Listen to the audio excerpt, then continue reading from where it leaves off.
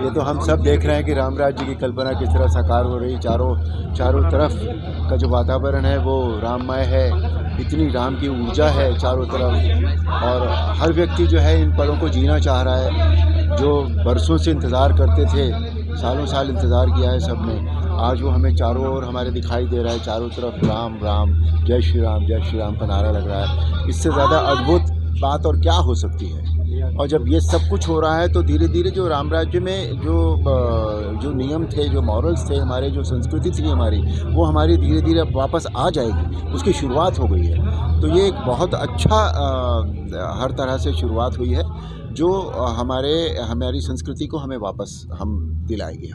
आपने राम की भूमिका अदा की, किस तरीके से आप देख रहे हैं आज राम की प्रतिष्ठा हुई? बन गया है सर, उस पे क्या कहेंगे? राम मंदिर की प्रतिष्ठा, राम मंदिर जो बन गया है वो तो मतलब एक ऐसी घटना है जो पहले कभी हुई नहीं थी और इतने अद्भुत तरीके से होगी इसका भी सोच नहीं पाते थे हम।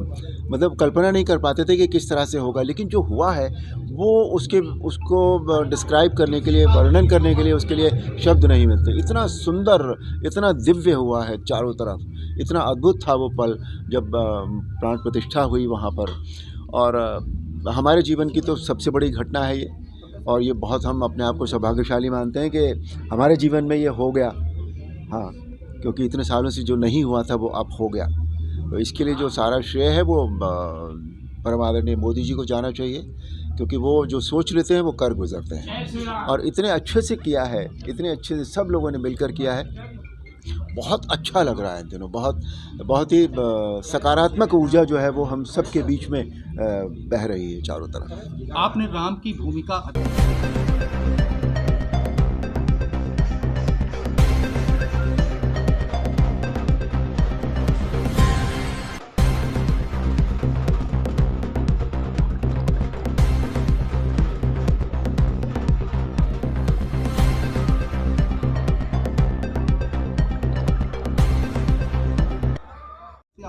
और जो हमारे नौजवान उन चीज़ों को देखना चाहिए। नौजवान बीच में ऐसा लगता था कि नौजवान जो है वो कहीं जुड़ नहीं रहा है, लेकिन अब इन दिनों लगता है कि जब से रामायण टेलीविज़न पर आई थी कोविड के ज़माने में, तब से लेकर और उस वक्त हमारे जो युवा पीढ़ी थी उसने रामायण को देखा ठीक से और रामायण को समझने की कोशिश की।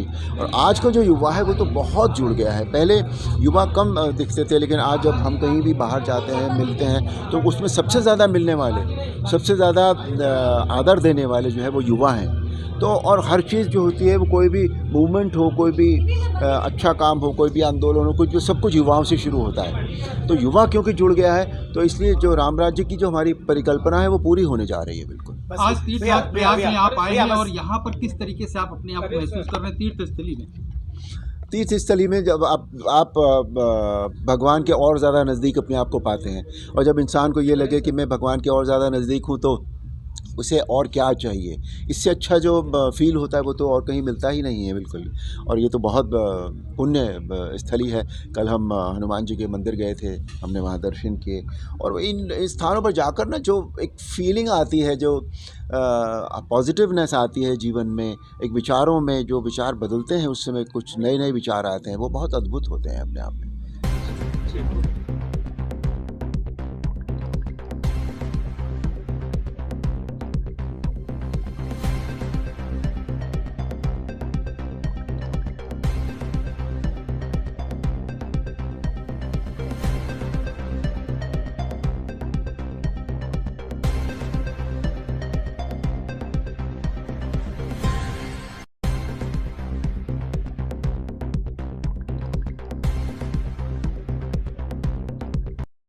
राम राज्य की परिकल्पना जो है, मुझे लगता है कि माननीय मोदी जी और योगी जी ने पूर्ण करने की कोशिश कर रहे हैं, और मेरे को लगता है कि बहुत जल्दी ये होगा। और हमारा जो, जैसे अरुण जी ने कहा कि जो हमारे युवा है जुड़ रहे हैं, तो जहाँ युवा जुड़ते हैं तो आगे फ्यूचर आप देख लीजिए कि डेफिनेटली मुझे लगता है आगे 10 साल में ये राम राज्य आधा बन चुका होगा।